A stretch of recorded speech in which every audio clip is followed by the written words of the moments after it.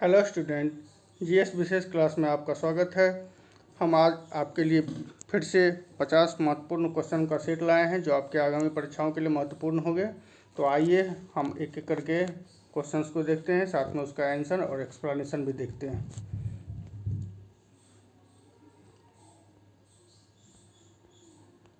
First question है Indian polity से।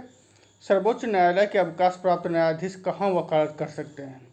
इसका आंसर होगा किसी भी न्यायालय में नहीं।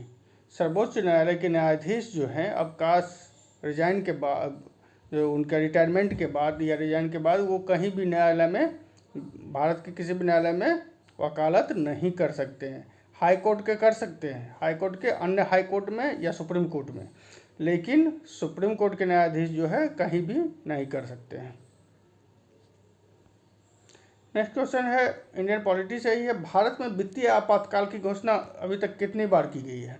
इसका आंसर होगा डी, कभी नहीं। अभी तक जो है एक बार भी वित्तीय आपातकाल की घोषणा भारत में नहीं की गई है। भारत में 3 तरह के आपातकाल हैं: राष्ट्रीय आपातकाल, राज्य आपातकाल, जिसको हम राष्ट्रपति शासन भी कहते हैं आम बोलचाल की भाषा में, और वित्तीय आपातकाल। वित्तीय आपातकाल अनुच्छेद आर्टिकल 360 में है। ठीक है, तो ये जो है अभी तक जो है एक बार भी घोषित नहीं की गई है भारत में। राज्य के नीति निर्देशक तत्व किस देश के संविधान से लिए गए हैं? इसका आंसर होगा आयरलैंड। ठीक है, नीति निर्देशक तत्व जो है आयरलैंड के संविधान से लिए गए हैं। मौलिक अधिकार जो है अमेरिका से लिए गए हैं। ब्रिटेन से भी बहुत सारी चीज़ लिए गए, फ्रांस से भी लिया गया है। नेक्स्ट क्वेश्चन है लोकसभा के सचिवालय का नियंत्रण प्रत्यक्षतः कौन करता है? लोकसभा अध्यक्ष इसके अधिकार के अंतर्गत रहता है, इसके नियंत्रण के अंतर्गत रहता है लोकसभा अध्यक्ष के, और यही जो है लोकसभा के सचिवालय का नियंत्रण करता है। नेक्स्ट क्वेश्चन है लाल बाल और पाल में कौन सा व्यक्ति भारतीय राष्ट्रीय कांग्रेस का अध्यक्ष बना? इसका आंसर होगा लाला लाजपत राय। बाल गंगाधर तिलक एक बार भी जो है अध्यक्ष नहीं बन पाए थे। विपिन चंद्र पाल भी नहीं बने थे। महात्मा गांधी तो लाल बाल पाल में है नहीं, ये हालांकि 1924 के बेलगांव अधिवेशन में अध्यक्ष बने थे एक बार ही। और लाला लाजपत राय 1920 के कांग्रेस का विशेष अधिवेशन हुआ था सितंबर 1920 में कलकत्ता में, उनके ये जो है अध्यक्ष बने थे लाला लाजपत राय।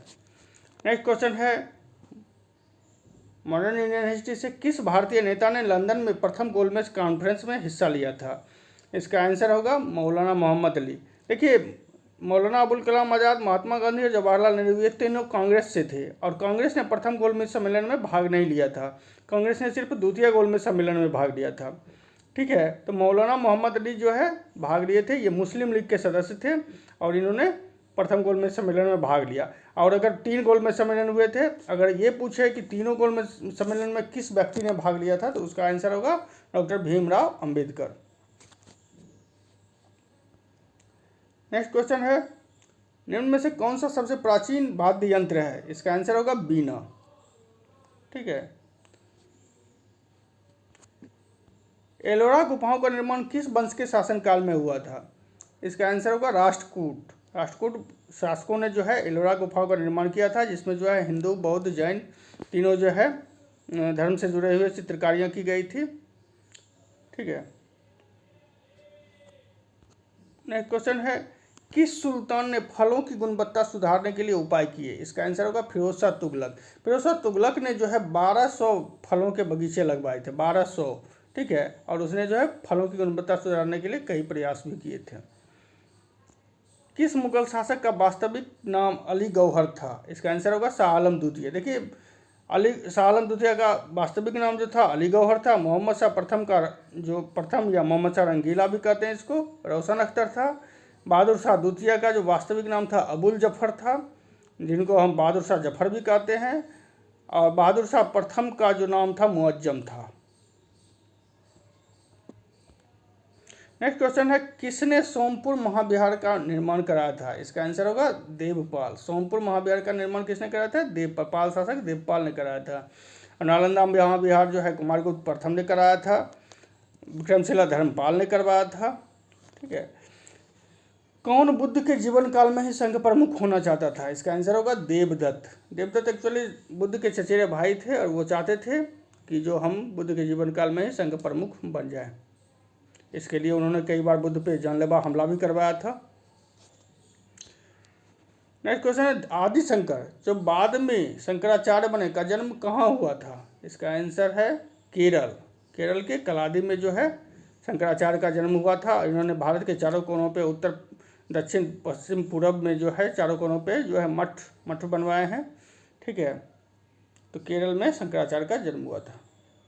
नंद शासक के आदेश से कहाँ एक नहर खोदी गई थी? इसका आंसर होगा कलिंग। कलिंग के शासक जो थे खारवेल, हाथी गुम्फा अभिलेख में इसका वर्णन किया है।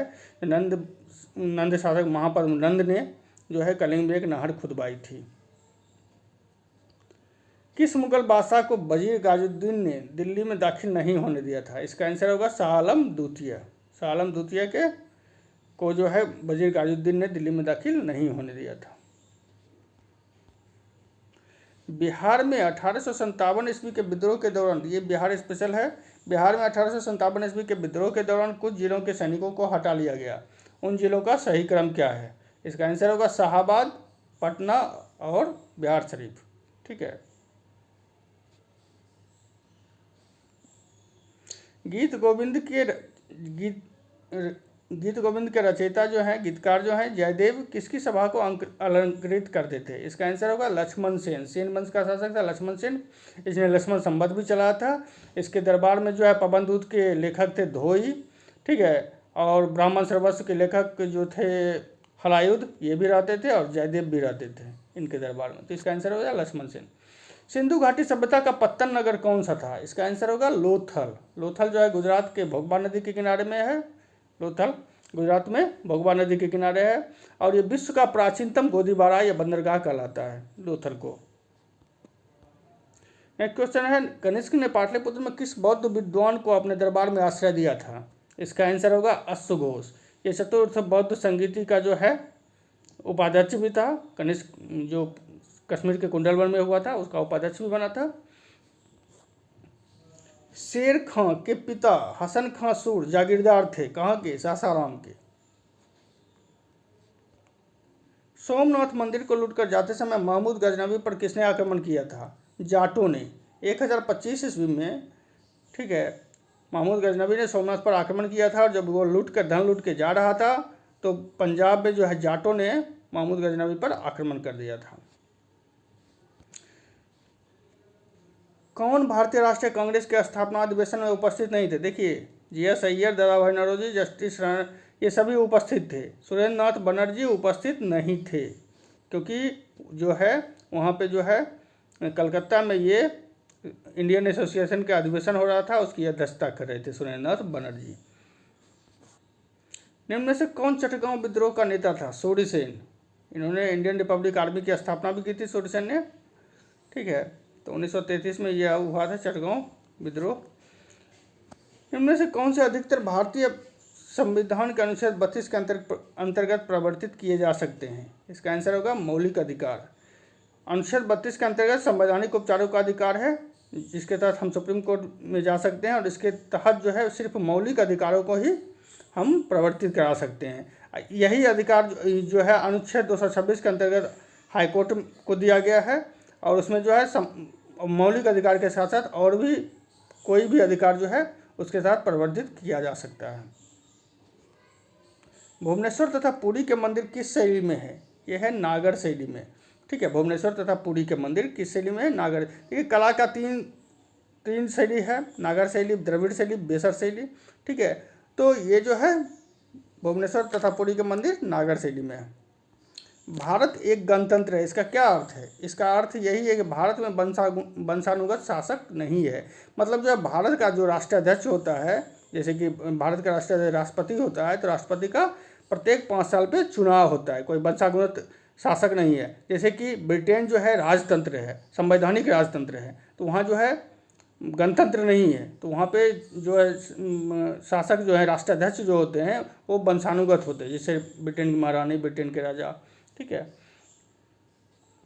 संसद के दोनों सदनों की संयुक्त बैठक किस संबंध में होती है? पहले तो ये जान लीजिए संयुक्त बैठक जो किस आर्टिकल के तहत होती है? अनुच्छेद 108 के तहत संयुक्त बैठक होती है लोकसभा और राज्यसभा की, और उसकी अध्यक्षता लोकसभा अध्यक्ष ही करता है संयुक्त बैठक की। तो ये इसका आंसर हो गया साधारण विधेयक।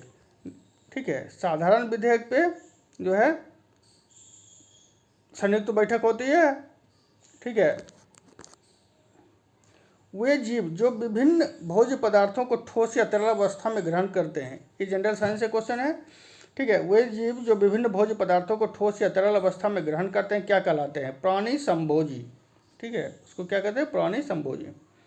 नेक्स्ट क्वेश्चन है 1 नैनोमीटर का क्या अर्थ है? 10⁻⁹ मीटर।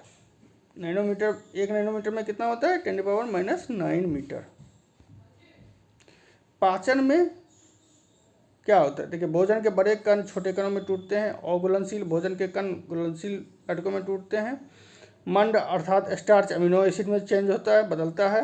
वसा ग्लिसरॉल में बदल जाती है। तो ये सारे होते हैं, तो इसका आंसर क्या होगा? 1 से अधिक।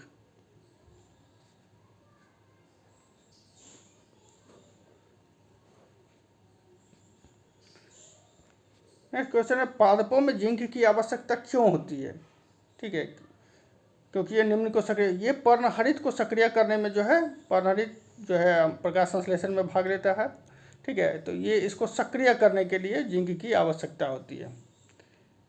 नेक्स्ट क्वेश्चन है पेशी तंतु के सार्कोप्लाज्म में उपस्थित किस प्रोटीन में ऑक्सीजन को बांधने की क्षमता पाई जाती है? इसका आंसर होगा मायोग्लोबिन। मायोग्लोबिन जो है ऑक्सीजन को बांध सकता है, ठीक है।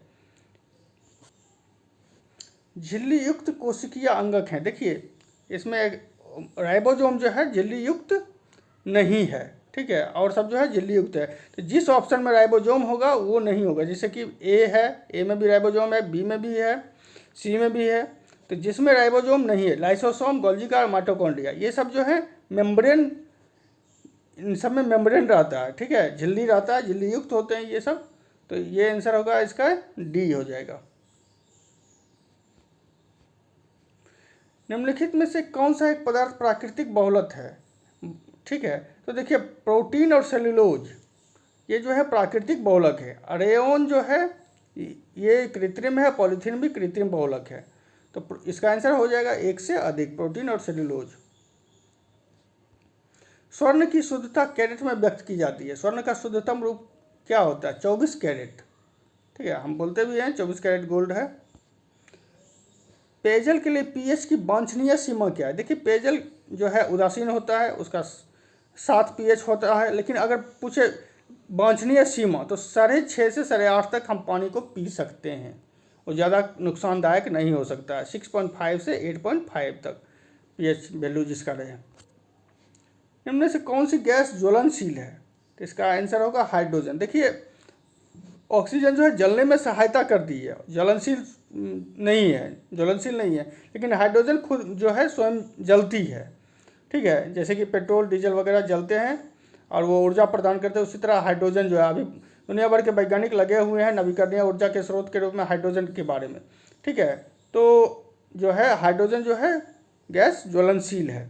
इसका जो है ये सबसे ज़्यादा ज्वलनशील है, सबसे ज़्यादा एनर्जी भी देती है। शुद्ध सोडियम क्लोराइड को जल में घोलने पर प्राप्त घोल का पीएच जो है उदासीन होगा। देखिए, सोडियम क्लोराइड जो है लवण है, ठीक है, तो साल्ट है, तो इसका जो है पीएच वैल्यू 7 होगा और ये खुद उदासीन होता है। तो इसमें जल में घोलने पर भी जल का पीएच वैल्यू भी 7 होता है, तो जल में भी घोलेंगे तो भी ये उदासीन ही होगा।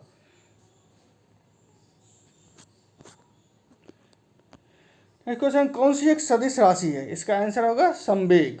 संवेग जो है सदिश राशि है, ये बल और वेग का गुणनफल होता है संवेग, और ये एक सदिश राशि है। दाब, ऊर्जा और कार्य अदिश राशि है। नेक्स्ट क्वेश्चन, कौन सा नियम बल की प्रकृति बताता है? ये जो है न्यूटन का तीसरा नियम, जानते ही ये न्यूटन का तीसरा नियम है, प्रत्येक क्रिया के विपरीत और बराबर प्रतिक्रिया होती है, और वो जो है बल की प्रकृति को बताती है। एक परमाणु में 19 प्रोटॉन और 20 न्यूट्रॉन है, उसकी द्रव्यमान संख्या क्या होगी? देखिए, उसकी द्रव्यमान संख्या 39 होगी। परमाणु की द्रव्यमान संख्या बराबर प्रोटॉन की संख्या प्लस न्यूट्रॉन की संख्या। अब परमाणु की परमाणु संख्या बराबर प्रोटॉन की संख्या बराबर इलेक्ट्रॉन की संख्या बराबर परमाणु संख्या, ठीक है। तो अगर प्रोटॉन की संख्या जितना होती है उतना ही इलेक्ट्रॉन की संख्या होती है, उतना ही परमाणु संख्या होता है, ठीक है। तो परमाणु संख्या अगर पूछेगा तो 19 हो जाएगा, द्रव्यमान संख्या पूछेगा 39। दोनों को जोड़ देंगे, प्रोटॉन न्यूट्रॉन को, और उससे जोड़ के जो बनेगा हम वो द्रव्यमान संख्या होगा परमाणु का। नेक्स्ट क्वेश्चन है राजगीर में स्थित जरासंध की बैठक का निर्माण किस काल में हुआ माना जाता है? इसका आंसर होगा गुप्त काल। गुप्त काल में जो है जरासंध की बैठक का निर्माण हुआ है। ईरानी यात्री अब्दुल लतीफ किस मुगल शासक के शासनकाल में बिहार आया था? इसका आंसर होगा अकबर। 1560 ईस्वी में ये बिहार आया था और जो है उस समय अकबर का शासनकाल था। निम्न से किस सुल्तान ने एक नगर बसाया जहां अब आगरा है? ठीक है, आगरा को सीधा मतलब जो है आगरा को किसने बसाया? इसका आंसर होगा सिकंदर लोदी ने। आगरा शहर किसने बसाया? सिकंदर लोदी ने। नेक्स्ट क्वेश्चन है, तुर्कान चहलगानी का निर्माण किसने किया था? इल्तुतमिश ने। तो तुर्कान चहलगानी क्या था? ये 40 गुलामों का एक समूह था जो इल्तुतमिश को शासन चलाने में सहायता प्रदान करता था। ठीक है, तो इसका निर्माण इल्तुतमिश ने कराया था। ठीक है, आज जो है हमारा महत्वपूर्ण क्वेश्चन जो है अब यहीं समाप्त होता है।